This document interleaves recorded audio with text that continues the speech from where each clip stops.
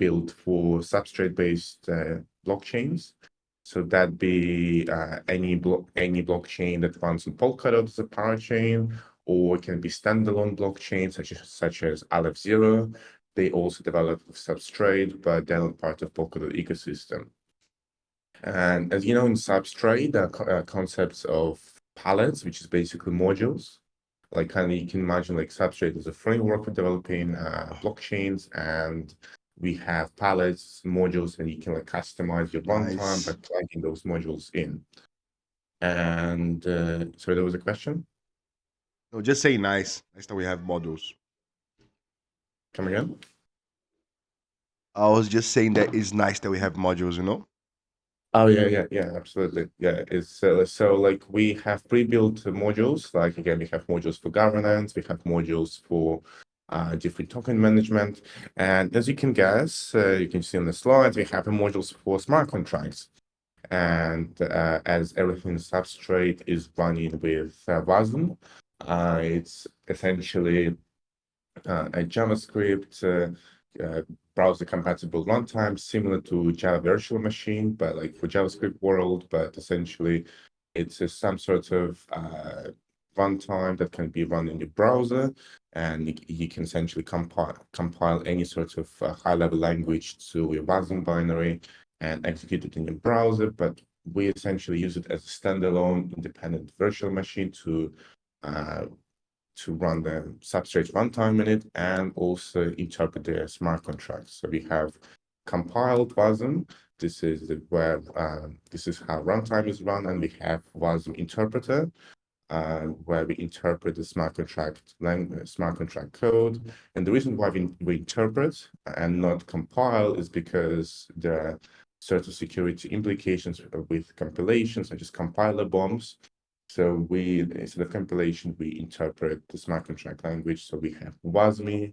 It's our in-house solution developed by Parity as a Wasm interpreter. And this is how we essentially execute the smart contracts. This is really interesting. Just one thing, Skyman One, just to put people in context here. Skyman One today works at the core team, developing Ink at Parity. So he's dealing with Gavin Wood's PRs, you know. So all the things that we're talking right now regarding how Substrate is architectured are related to the bad way, or I'd say the not so optimized way Ethereum works today. Keep on, bro.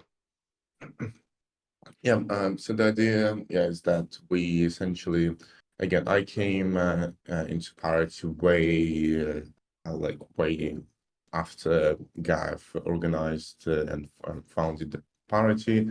But as far as I understand, Wasm and Rust was kind of an experiment to try it out because, you know, comparatively to C++, and we can claim that Parity is actually #1 company that heavily utilizes Rust in the whole software engineering world. Because like if you hunt for Rust jobs, it's basically most likely going to be Parity. Yeah, there's just like some information for knowledge.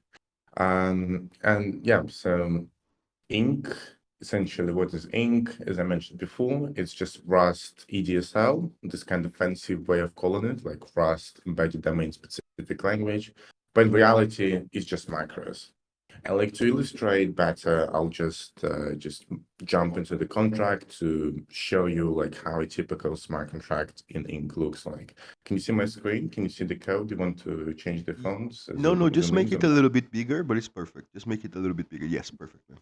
Okay, so again, as you can see here, essentially this is just Rust. There's no magic. It's not like any specific language. You can see that we have RS file extension. It's just Rust. And if you're familiar with Rust, you know the concept of macros is like very heavily utilized, very quite advanced concept, which allows you to essentially meta program. So it allows you to write Rust for Rust, essentially.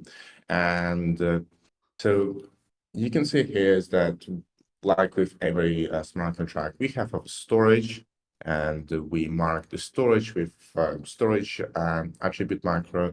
And this can be struct, but similarly, this can be an empty struct, and this can also be an enum.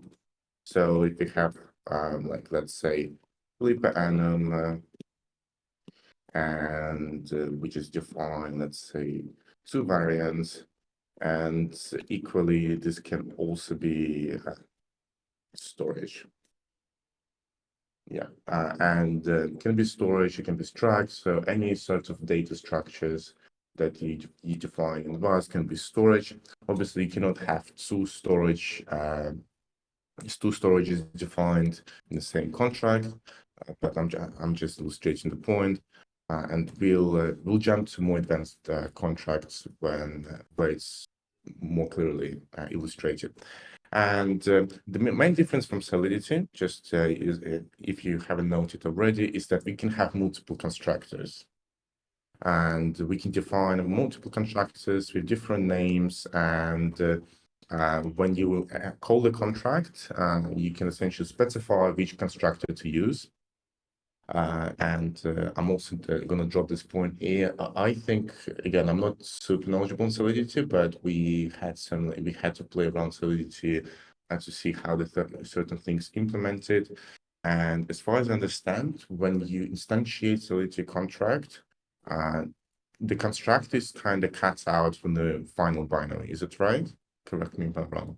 If I'm not mistaken, I would like help from people here, but I think on Solidity you can also have more than one constructor regarding the name of the parameters.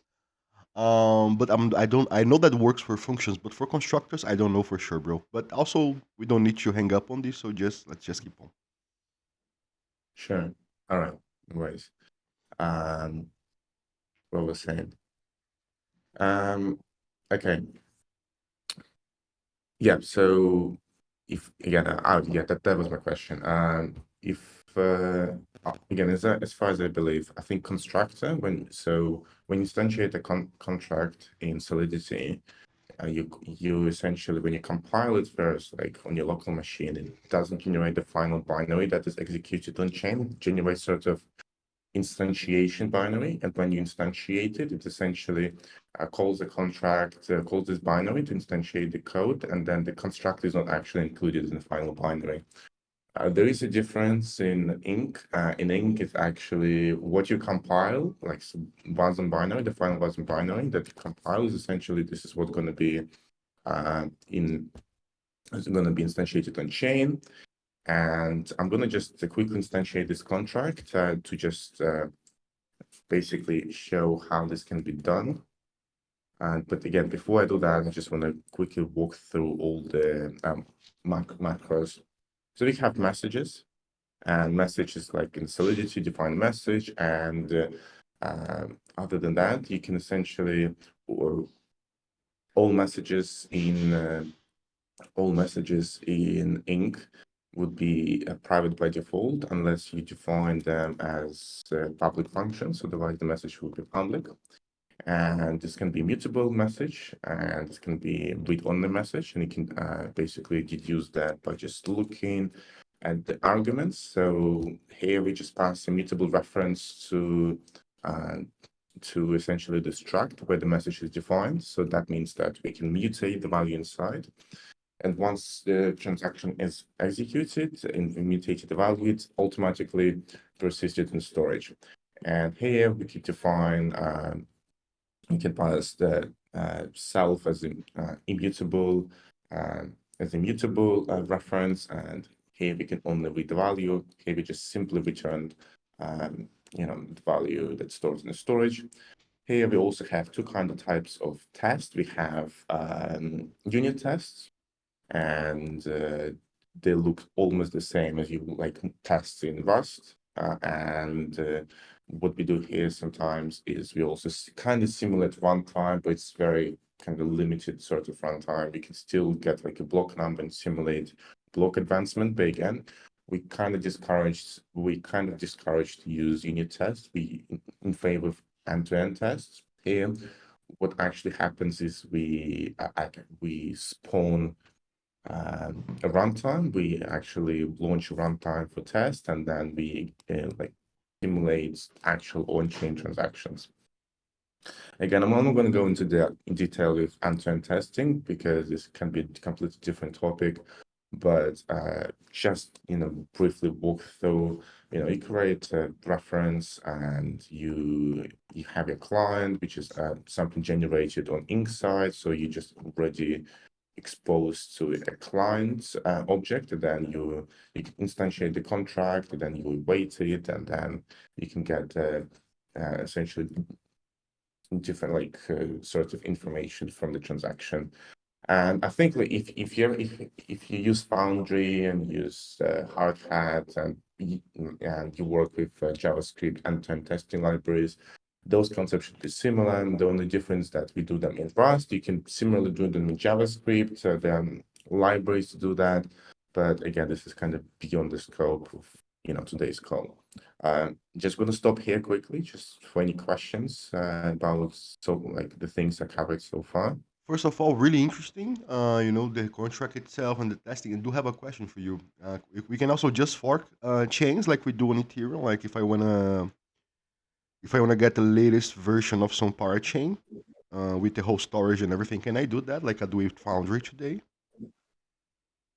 So technically you can do that, but we haven't fully optimized the user experience, developer experience to do that comfortably, conveniently. But this is actually on our to-do list ASAP to allow real chain forks and then test your contract. But I've seen people doing that already. It's just a little bit hacky in a way.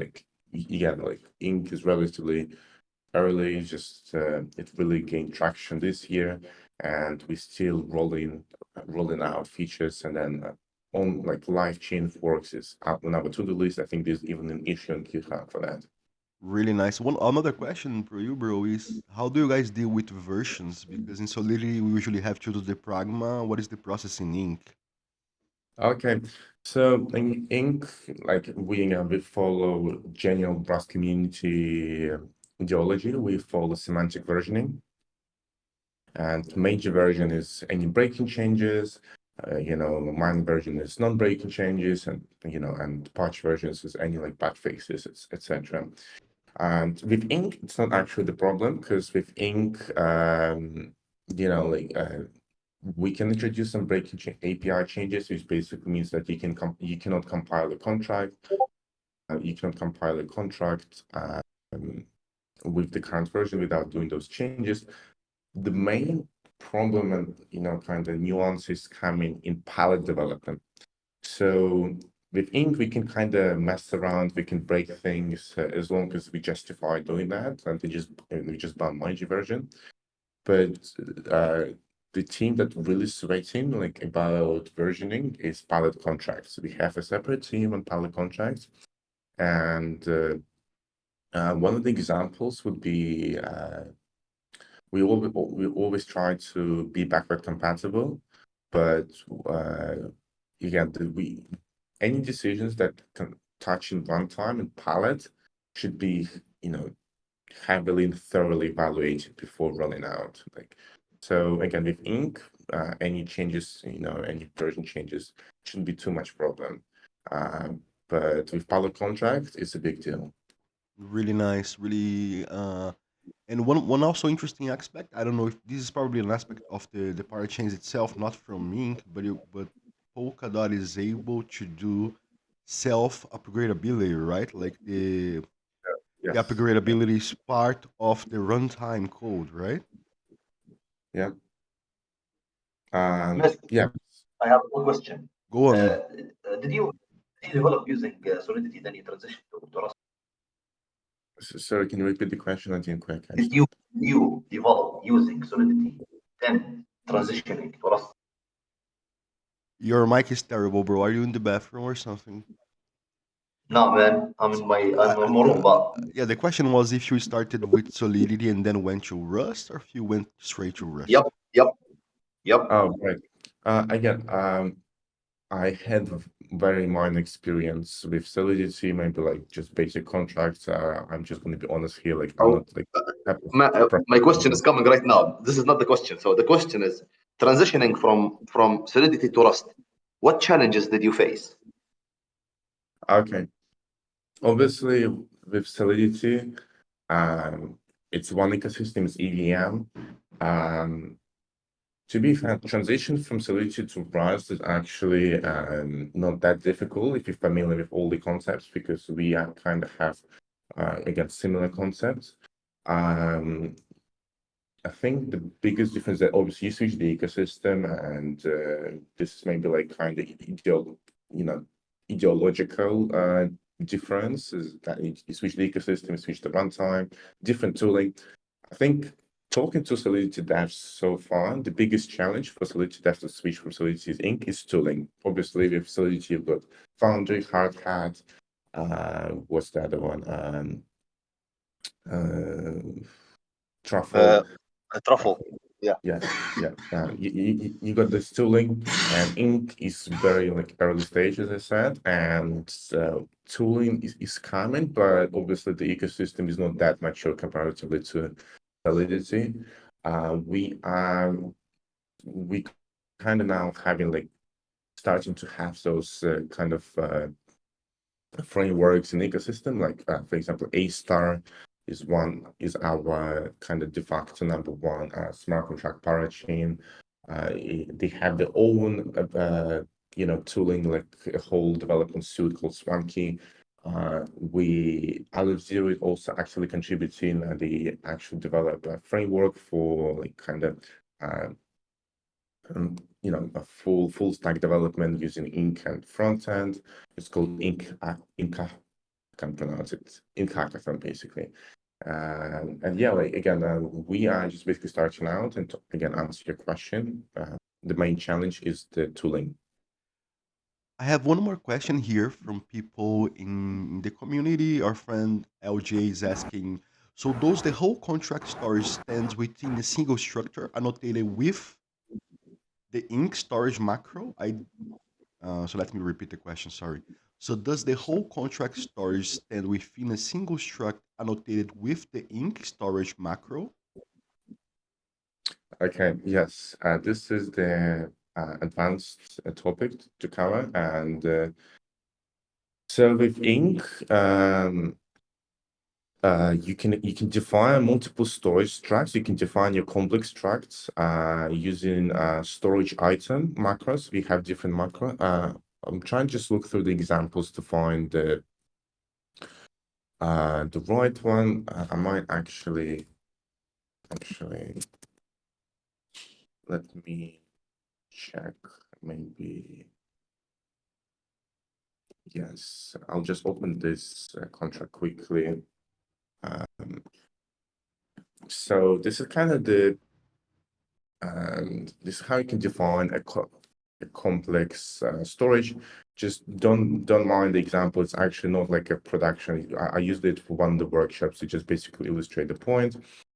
So you can define multiple structs. You can define complex structs, and in Ink we handle storage slightly different from Solidity. So we have those like kind of fancy concept called pack types or non-pack types. So pack types are the types whose values occupy a single storage cell. So like you imagine, binary, you imagine a Merkle tree, like I don't have to go into this concept, but you've got your nodes, you've got your leaves, and then you've got your parent nodes, and then essentially to simplify things, we can imagine of the Merkle tree is a key value database, and in Ink, again, pack types is the values who are stored under a single key. So one examples would be so vector.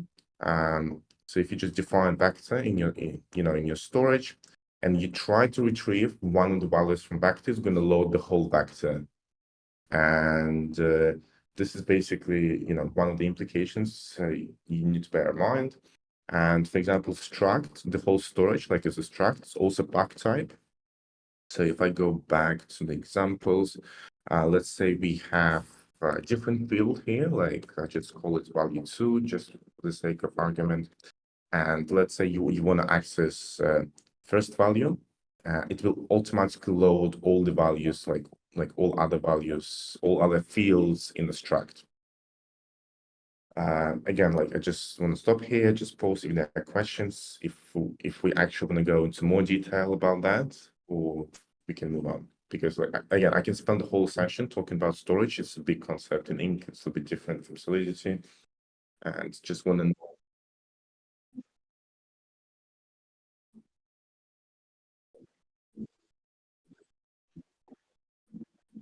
All right. So do you want to talk about more? Do you want to talk about more about storage? Yeah, just follow your heart. I mean, you're doing good. Just follow what you're doing. Sure. Keep on. All right.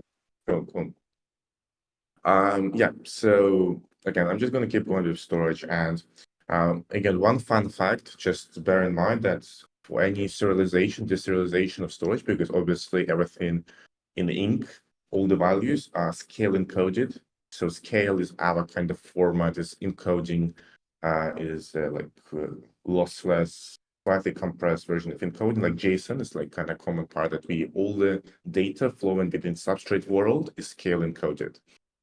And obviously for encoding and encoding, ink has a buffer. It's I think 16 kilobytes.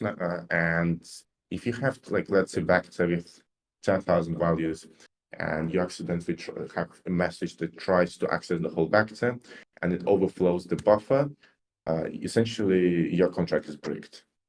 Yeah, so this is kind of the implication, and then we need to bear in mind it's all documented. This is not like something that is unexpected. It's very much your own responsibility to make sure that you don't break your contract. And so and then we're gonna move to different concept. So this is the packed types, and there's non-packed types. And non-packed types are the types who that occupy multiple storage cells. And the perfect example would be mapping. So mapping, you've got everyone familiar with mapping. It's the same thing in Solidity. And when you access the value under the key, you don't load all the entries in the mapping. You only load a single value that's stored under the key that you requested from storage. And just going to pause here and just take some water. It's just been a long day for me. All right. Yeah, and you can imagine like in a database, like the Merkle tree just occupies multiple storage cells.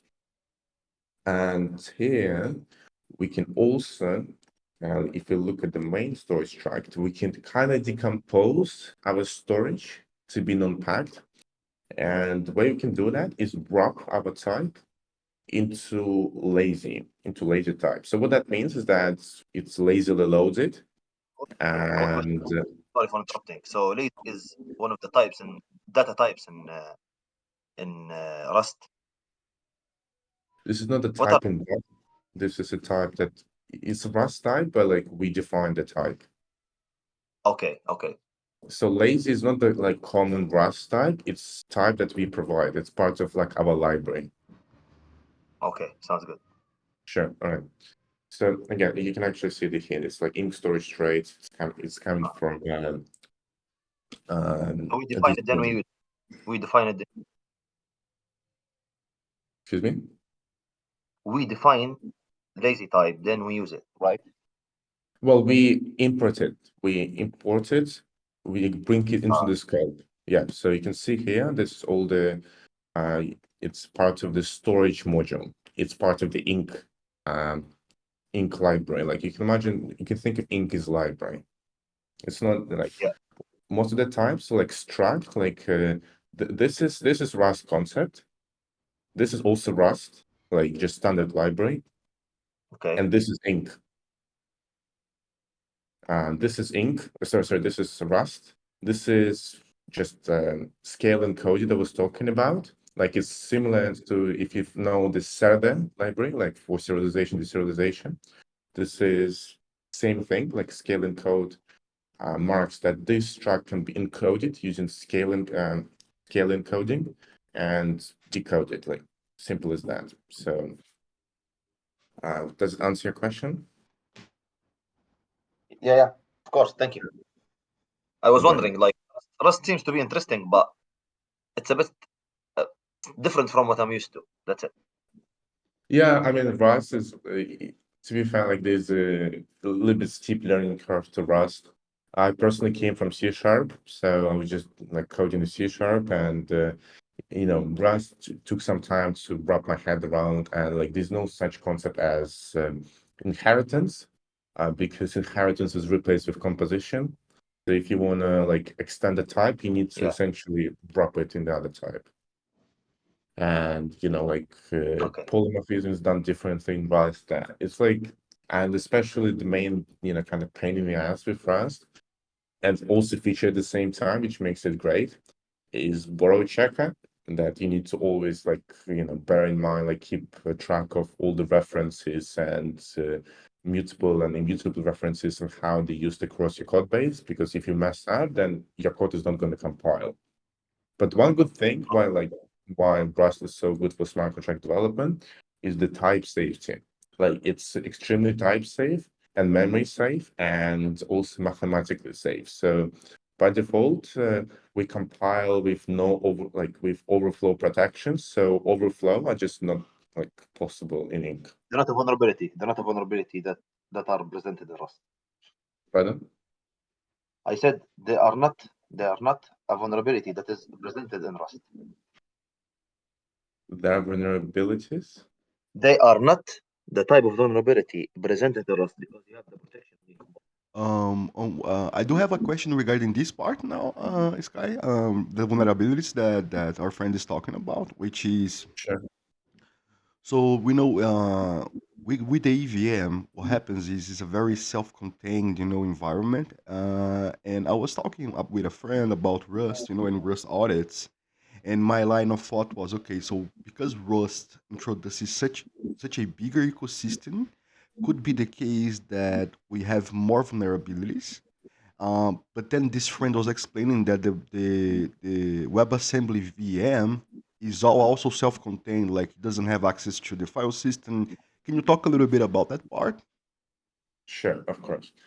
Right. With Rust, again, our also kind of main selling point, I'm just going to talk as one from marketing, is we benefit from the ecosystem. So obviously, Solidity, you can one point of one side of argument, it's self-contained, so you have full control of all the tooling and all the all the language.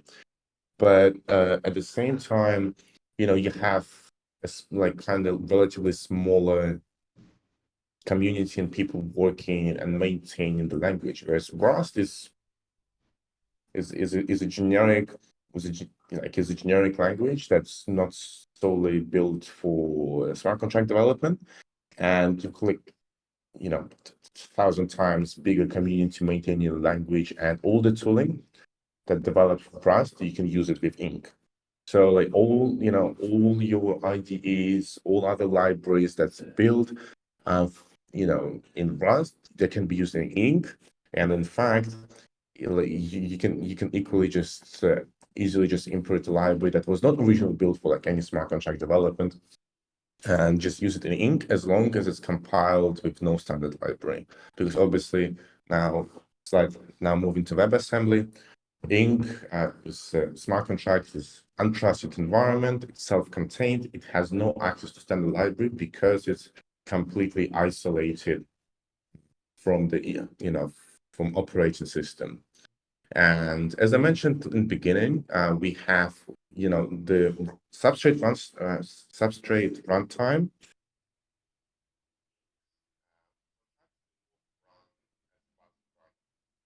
The only difference that substrate runtime is compiled and executed as Wasm, whereas ink smart contracts are interpreted, and they interpreted in again in sandboxed environment, so they have absolutely no access to operating system.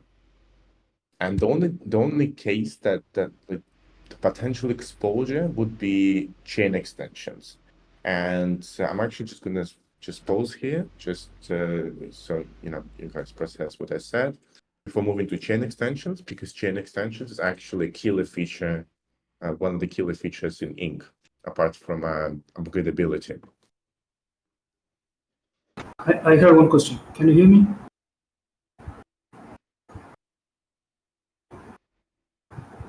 I can't hear him. Can you hear me, Ram? Yeah. Yeah, Yes. okay. So, how can you use a chain extension with XCM? It is possible, or you are trying to work on it right now?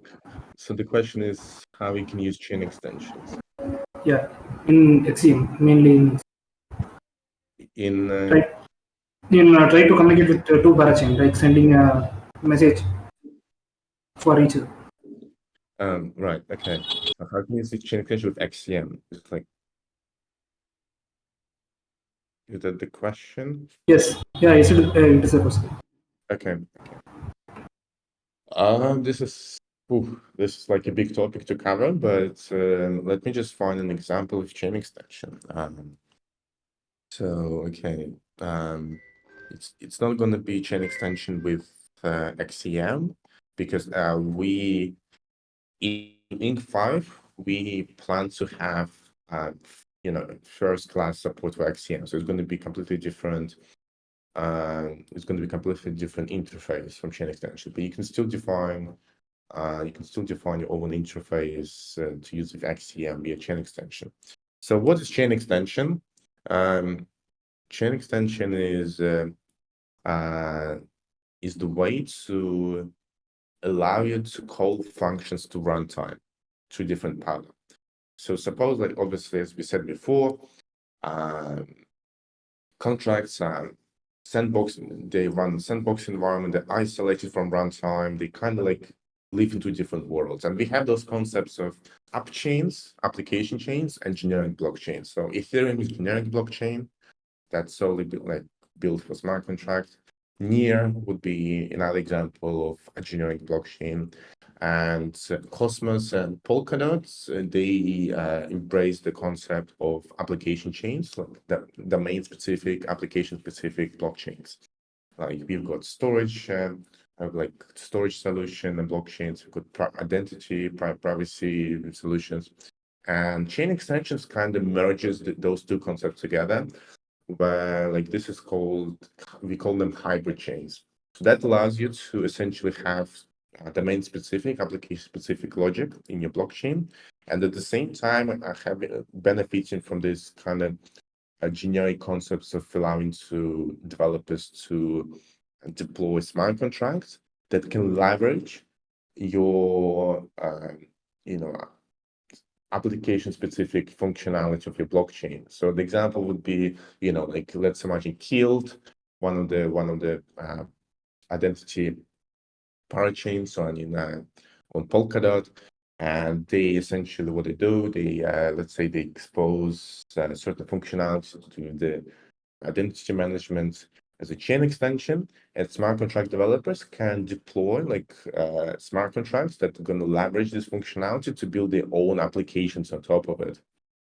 So yeah, you can essentially, like, you've got all kind of vertical scalability in terms of functionality. And let's dive into details. And so right now, the way you define chain extension is you have to do it actually like on both sides. So this is something that should be done by Substrate developers on their side. On their side, they need to essentially define the chain extension in the runtime. And the way it's done is exposed through FFY foreign function interface, and then when Wasm is executed, it can essentially call the functions through this interface in a smart contract. And essentially, this is, again, coming back all the way back about vulnerabilities. This is the only way smart contract can potentially have access to operating system if Palette somehow also has an access to operating system. But this is like so many layers of complexity, and like it's very like specific and niche case when that would be possible. So obviously, like developers who expose chain extension, run through audits and multiple tests to make sure that there's no exposure, there's no compromising exposure to operating system, to chain state, and that any failed transactions, any malicious code is revertible in the sense that there is no kind of vulnerability exposed through through chain extension. And again, to answer the second question, how you can define axiom is I need to just look up. There was a repository somewhere. I'm just going to send a link after the talk, like demonstrating how you can define. But basically, the way you do it is, let's say you've got again here we have PSP22 extension. It's a palette assets, and palette assets has some functionality to transfer assets across blockchains, across parachains using XCM. And what you do is just expose one of those dispatchables functions in your chain extension, like this is an example how it's exposed. And when your smart contract calls this function, it will do XCM transfer, because what just happens that your contract just calls, runtime, and whatever your runtime does, it's just going to execute it. So if your runtime, if your palette just does XCM call, then here you go. This is how you can do XCM transfer from smart contract. Right now it's a little bit high and requires lots of boilerplate code, like you can see here. But we actually simplify an interface by introducing just a back call, which is just basically more simplified interface. But I'm not going to go into detail about that because again, it's just completely different topic, could be completely different call. It's just you can spend the whole hour talking about chain extensions. All right, and so I'm going to pause here. Any questions so far?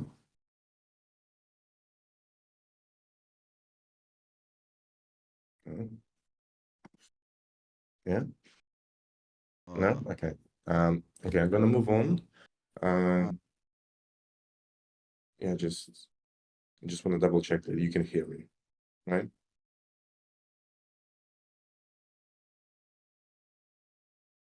Yes, we can hear you. All right. Yeah. I was just freaking out. There's something wrong with my connection. Okay. Perfect. So another feature I just want to demonstrate is upgradability. So Substrate, one of the kind of selling points of Substrate and Polkadot with the parachains is upgradability, that you can actually upgrade your runtime without hard forks or any sort of forks, because again, runtime is just stored as a Wasm binary, so you can just update this Wasm binary on clients, and you have upgraded runtime. And the way it's done on parachain world is through governance. People vote on upgradability and all sorts of updates, and then if vote passes, then there's certain certain transaction that's executed, and it basically updates runtime. And but this is again, I'm now moving to Substrate. Let's talk about Ink. In Ink, we have similar concept, and you can see it here. It's called set code hash, and what it does, it's basically just replaces code under the source code, like the Wasm binary, under the contract's address. And I'm just going to give a little background information, like why this is possible. Is again, correct me if I'm wrong. In EVM world, when you instantiate the contract, when you upload code, like you upload the code it's just a new code. Even if it's the same code, then two instances of the same code are going to live on chain. In Ink world, we essentially optimize the blockchain storage by identifying source code like Wasm binaries using code hash. So yeah, we just hash the Wasm binary, then this is unique identifier. So if you try to upload exactly two identical Wasm binaries on blockchain, then essentially what's going to happen, the first one's going to get uploaded, it's going to be stored, and then is going to be assigned a new code hash, and then when you try to upload it the second time, what's going to happen is that you're just going to retrieve the code hash. You're just going to use the same code hash for the original Wasm binary. When you instantiate essentially we just retrieve the source code under the code hash, and we instantiate it, and we instantiate the state under the contract's address. So okay, now we've got that out of the way. And again, set code allows you to upload your binary on blockchain, and then obviously it's going to be identified with a new unique code hash.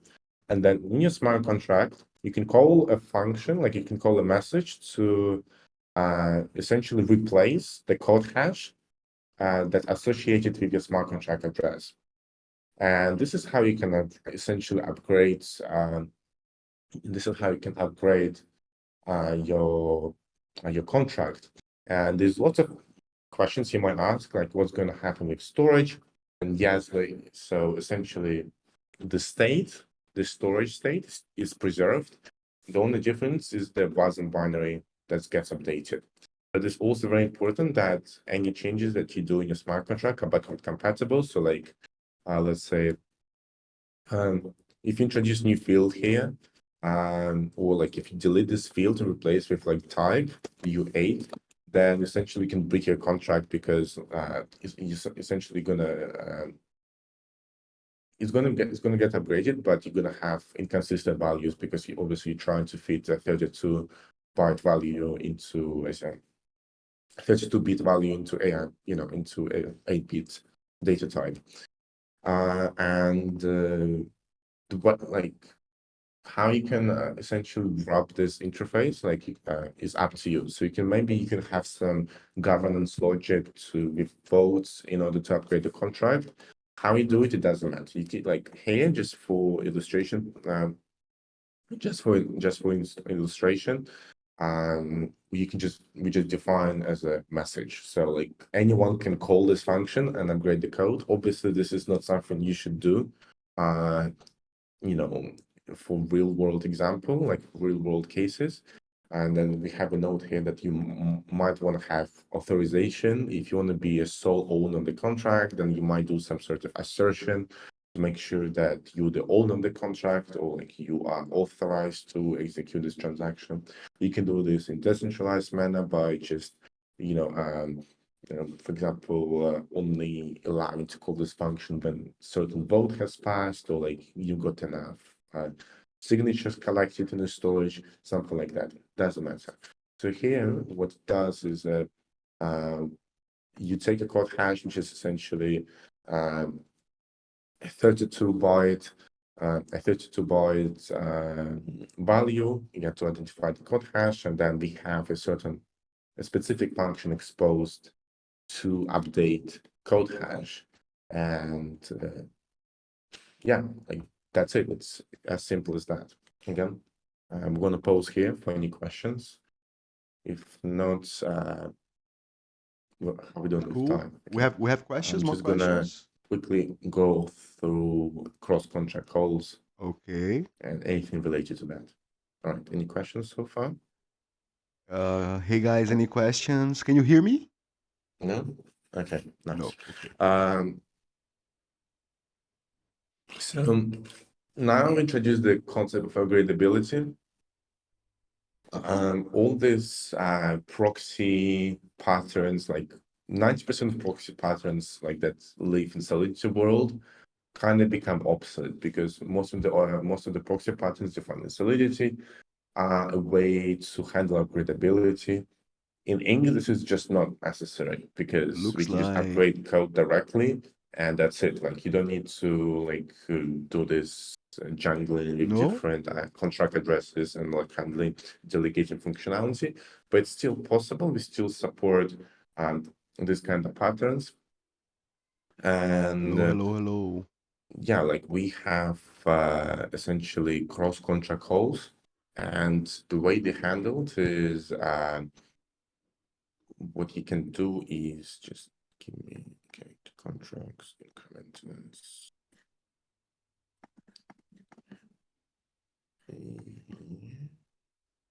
Okay, so the way we do it is we have,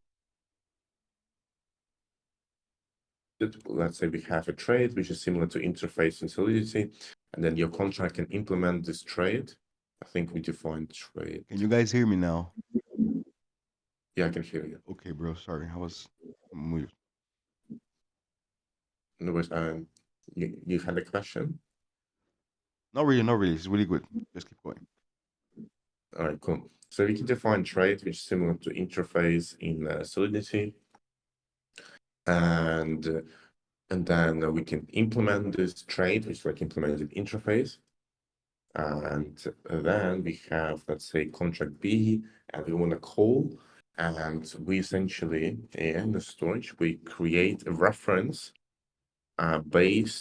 we create a reference based on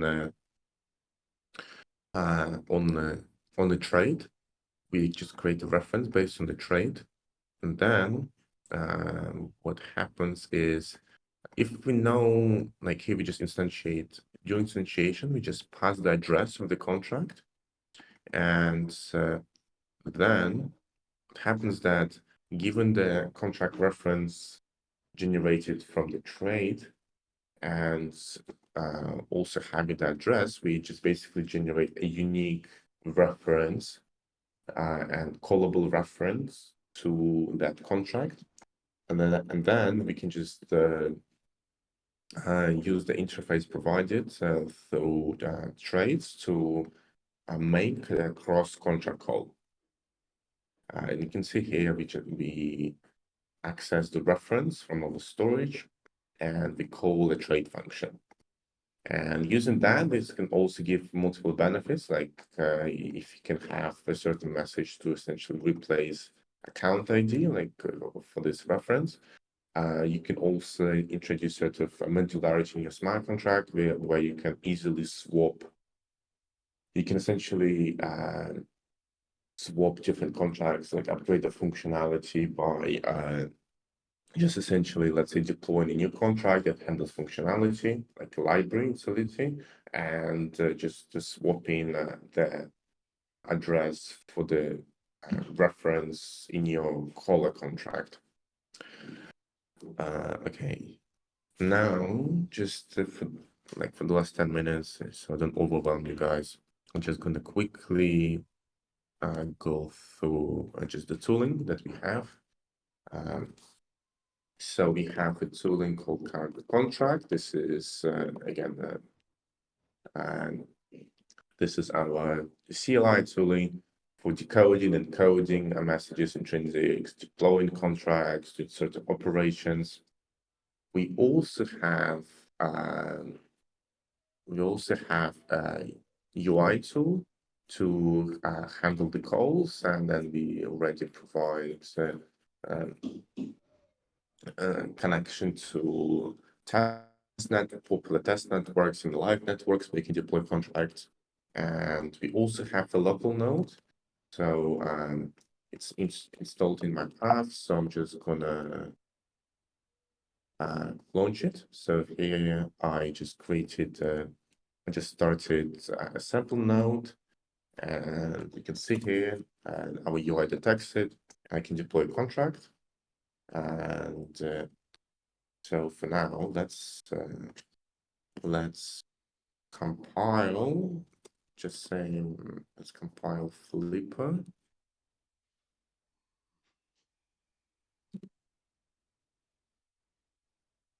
It's different. Okay. Just give me a second. Okay. What's the different direction? So, can you see the terminal, guys? Yes. Okay. Perfect. So let's go to Flipper. Okay. My directory. So I'll just do cargo clean. So I have a fresh directory. And the way you can compile our contract is as simple as cargo contract build. This will compile the contract in debug mode. So that means that we also have kind of debugging tools built into library.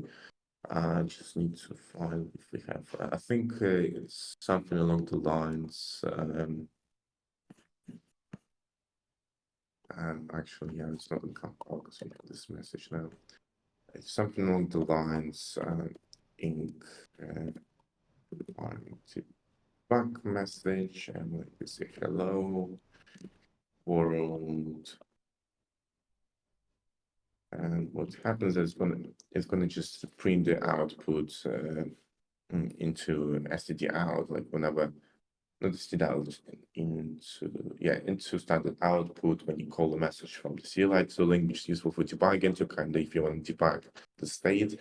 Those provide this tooling. So if you debug in if you compile the contract in debug mode, but just call it cargo contract build, then it will include these binaries and other boilerplate code into Wasm binary, and it's not going to be optimized. You can still deploy it, but it's not going. The size is not going to be optimized. To build a contract in kind of optimized sized, you need to pass the flag cargo contract build release. And what happens that I'm just waiting for Rust analyzer to stop. Okay, it's done. Here we just compile the libraries in optimized and release mode, and this takes a while because I'm just again compiling it from scratch, and then it downloads and compiles all those libraries. But any subsequent builds is going to be faster because you already have some pre-built binaries which you can just link. Oh, that was actually fast. Okay, and okay, let's inspect what we just generated. So we generate 3 files. We generate flip of Wasm. This is just a binary, Wasm binary. And then we generate flip.json, which is our ABI. This is a metadata. I'm just going to close Windows. And what we do here is that we, again, see this is the hash of our code. This is the language that we use because we also support compiling to Wasm in Solidity. We have Solang, which is a project maintained by Hyperledger, and we've worked with Solana on Wasm, essentially Wasm compilation in Solidity. And we have Ask, which is JavaScript language, which also compiles. And the idea is that we have like initial support, but we aim to have a full support for cross-language, cross-contract calls. So like you can have your contract deployed in Solidity, and you have contract deployed in Ink, and then you can call those contract, and then you can communicate with those contracts. And there's still like ongoing sub process of development for this because certain functionality is available in Solidity and certain functionality is unavailable in Solidity. One of the examples would be types. So for example, Solidity has U256 type. Rust natively doesn't have U256, like unsigned 256 in a 256-bit integer. It only supports U1 to 8, so you need to introduce your own type. Like you need to use the external library for that, and we need to handle like these cases. On the other side, the Rust has types like option and result, and then you can return those types. But Solidity that doesn't have those types, and then there's certain work needs to be done in order to somehow manage to handle these edge cases when like those types are returned and encoded, like how you decode them in Solidity, how you encode them in Rust and Ink. Like this different case we need to consider. So, but let's get back to metadata. Just quickly go through it because you guys can all inspect it yourself. I'm just going to give brief introduction. Awesome. So build mode, yeah. So build mode, again, like this is basically our Rust tool chain that we use to build the contract. And and then we have a name, we have authors, and here we have contract specs, again, arguments, like we also proceed documentation. and you can see the types, and then defined with IDs, because we have a whole section. So, yeah, type ID, type, primitive, what's the type? Yeah, again, like it's all boring. I'm not going to go into much detail. And then we have flipper contract, and this is essentially just flipper JSON plus flipper Wasm. That's it. It's just metadata plus Wasm binary. So now just let's go to the browser and upload the contract. Yeah, like Awesome. upload, use on-chain. Yeah, so you can upload, use on-chain contract. You can use on-chain contract address, but let's upload new contract code. Let's use the account. We have pre-built accounts like for development purposes. Use Alice and project examples. I just need to find. Yep. Flip target in contract. Yep.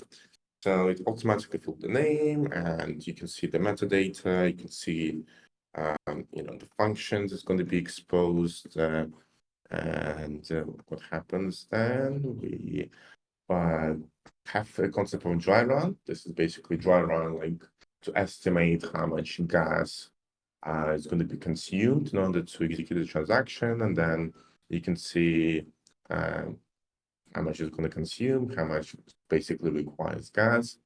And proof size is something substrate specific. This is again sort of gas for the proof, because obviously, like with the parachain concepts, you have collators, you have the validators, and then you also need to pay some gas for collators to verify the contracts extrinsic. And then you have deployment sold, and then you can specify initial value. So let's specify is true. We can send storage deposit limit, and then you can just read the message. This is the maximum balance you essentially kind of log in to pay for storage, and then you can essentially limit it. And also, this is the certain limit that any caller would pay for extending the storage. So like if you want to put new value, obviously caller needs to pay for the storage, and you can sort of, as a protection measure, you can specify the limit, how much, like what's the maximum balance that's going to be deducted from the caller to pay for additional storage. And then again, you can just specify your own limits, like gas, like in the EVM world, like nothing's like unique here.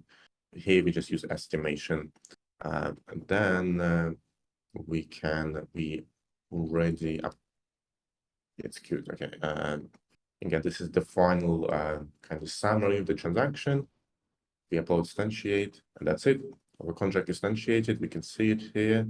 We can again already read the metadata, and let's just interact. And obviously we have like only two functions, like flip, which basically flips the contract, like flips the value from true to false.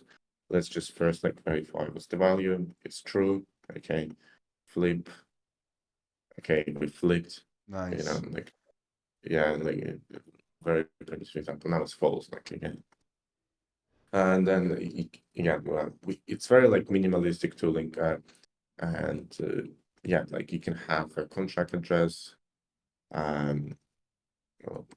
here, and yeah, like this is what we advise to use to deploy contracts. And then you can see here that we can actually deploy live chains. So this is A star and Aleph 0 and kind of live networks. That's already the way you can deploy contracts. And yeah, like you can specify like the account you want to use. Again, it's all can be used for testing and also for production deployment. All right.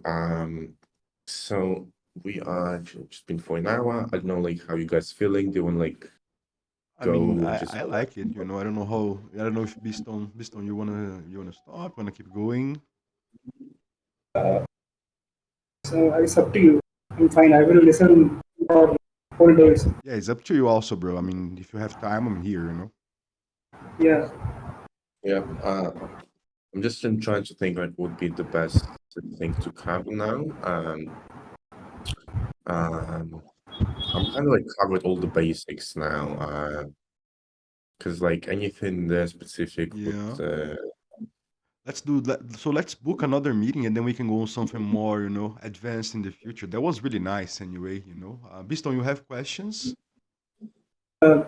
So right now, so when will be version 5 will be released, like in Q4 or maybe next year?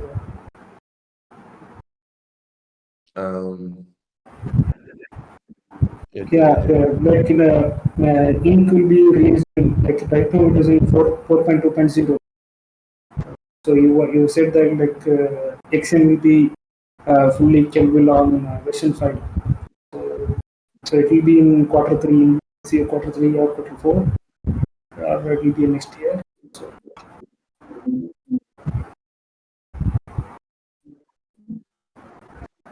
uh, okay. yeah, like I also like some trouble hearing the question. All right. All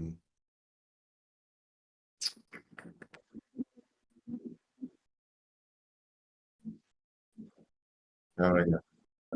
All right, perfect.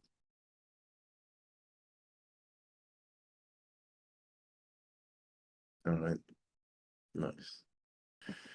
All right. Okay, well, version 5. Yeah, I mean, we have